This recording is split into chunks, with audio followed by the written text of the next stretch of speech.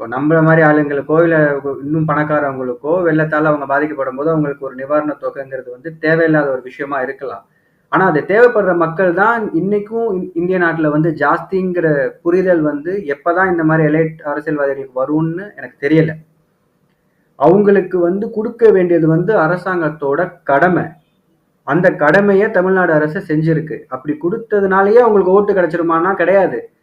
திமுக காரங்களுக்கு மட்டும் தான் அது குடுக்குமா? எல்லா கட்சிக்காரங்களுக்கும், எல்லா மக்களுக்கும் ஏன் ஓட்டே வந்து போடாம இருக்கிறவங்களுக்கும் சேர்த்து தான் அது குடுக்கும். குடுக்க வேண்டியது அரசாங்கத்தோட கடமை.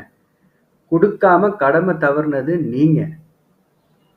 இப்படி பிச்சையோட ஒப்பிட்டு பேசியிருக்கிறீங்களே, உங்களால முடிஞ்சா ஒரு 20 தொகுதியா, 15 தொகுதியா எங்கேயோ நிக்க போகுதுல்ல பிஜேபி தமிழ்நாட்டுல. இதுல ஏதாவது ஒரு தொகுதியில வந்துட்டு நீங்க இந்த வாட்டி போட்டியிட்டு, மக்கள சந்திச்சு, இந்த மாரிலாம் பேசி ஜெயிச்சிருங்க பார்க்கலாம்.